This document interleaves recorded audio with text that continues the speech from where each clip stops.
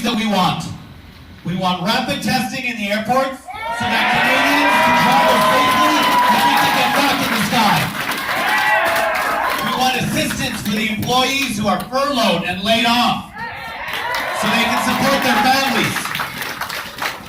And lastly, we want loans, low interest rate loans, so our employers can stay in the sky so we have jobs to go back for. We've had enough. Thanks so much, Barrett, and I want to thank everybody that's watching live on Facebook. We appreciate your solidarity comments, and we know that you appreciate how critical this industry is. I'm now pleased to introduce our next speaker, a strong ally and labor union brother, Tim Perry, president of ALPA.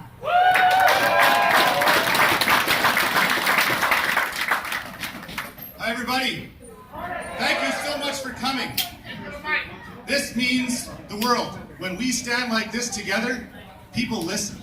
And it is amazing to see whether you're from ALPA Canada, whether you're from CUPE, whether you're from Unifor, standing together like this is how we get heard.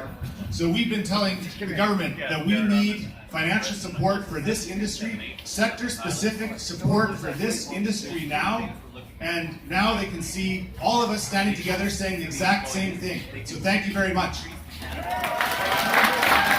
I want to thank Jerry Dias from Unifor for organizing this. There's no better friend to the aviation workers than Jerry.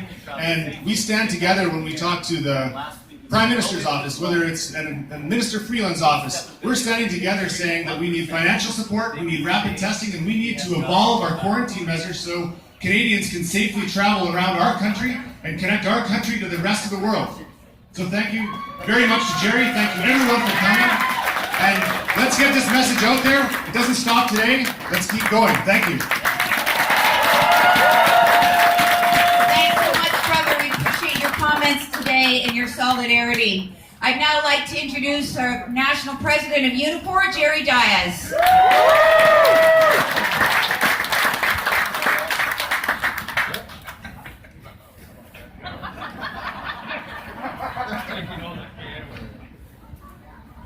You know, we're all here gathered today because we know there can't be an economic recovery in this country unless we have a strong aviation sector.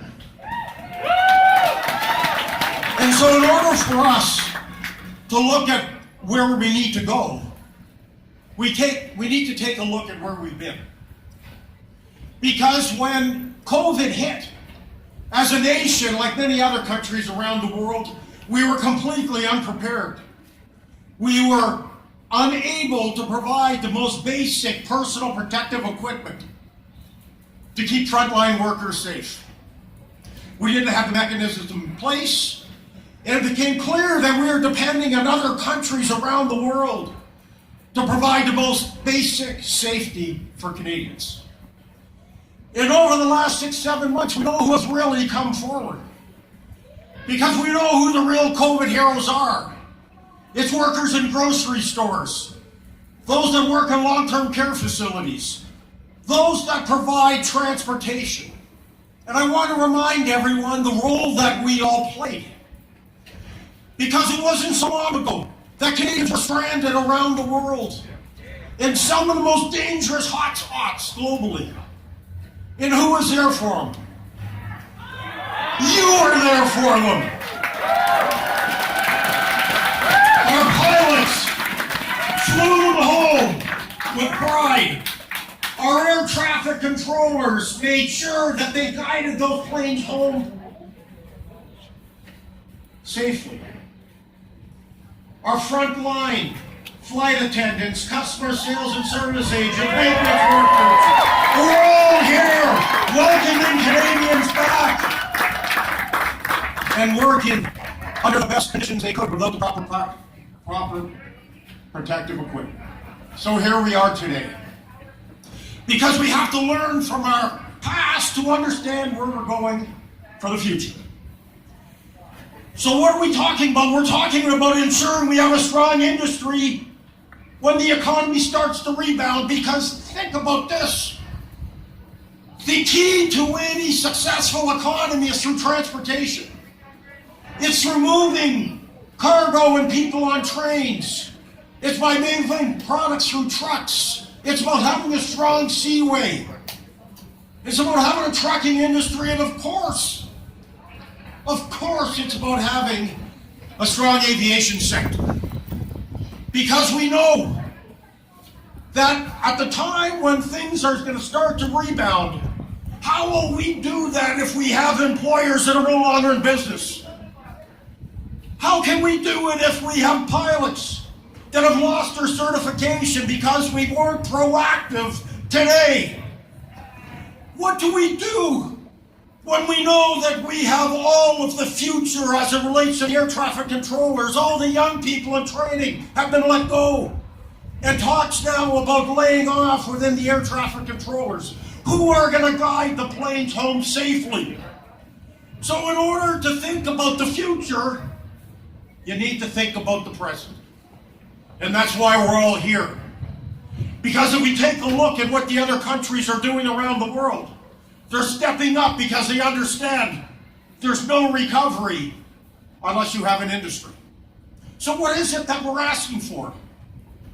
We're asking to make sure that the workers, above all the workers, can survive during this pandemic. And as Kim said, and as others have said, and the Barrett has said, the cutting back of the wage subsidy to go to straight service, taking over $1,000 a month out of people's pocket, and people just can't survive. We need to make sure that the furloughed employees are taken care of. We need to make sure that there's interest-free loans in order to make sure that the companies survive. And above all, we need to make sure that we have a structure in place to maintain the skills for when we're going to be needed the most. Now take a look at us today. We're in front of a cavern. Nobody is going into Pearson today. I've seen 4 people going in to fly in the last half an hour. So we understand that the industry is in peril. But how is it that the United States can give $62 billion to their carriers and Canada gives nothing? How is it that the UK, Germany, Italy, Singapore, so many nations around the world understand the importance of this industry and are stepping forward? I listened very carefully to the last throne speech. And the throne speech recognized that so many industries will take years to recover. And there was an understanding that the path to recovery goes through those industries. So that was the throne speech, and this is today. So in fairness, I know we have a call today with Minister Freeland where we're going to talk about the aviation sector and talk about, of course, the airlines. And we're going to be talking about solutions, because we all know what the problems are, and we know what the solutions are, including rapid testing, but it's no longer time for words, it's time for action, and that's what today is all about.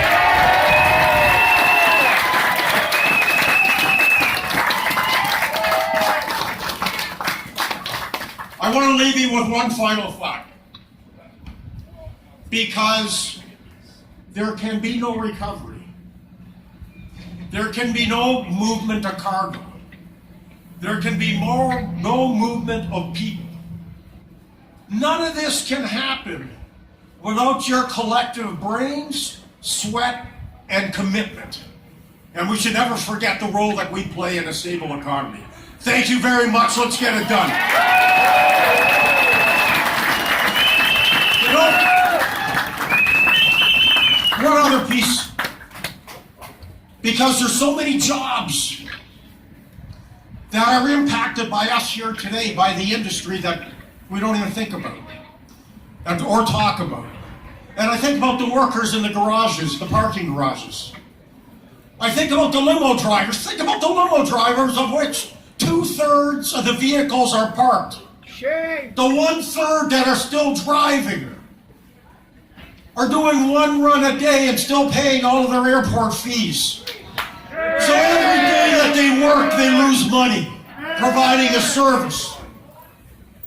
So it's not just about those that fly, those that are customer sales and service agents, about all the other jobs that are tied into this important sector. So together we can find real solutions, and let's not leave anyone behind. Solidarity. Thank you. Thanks so much, Jerry, and I want to thank everybody for coming today. This is not the end. We will have these rallies at airports across the country until the government decides that they're going to do better. Because by God, we expect better, and we are going to demand better. Thank you very much. Solidarity, everyone.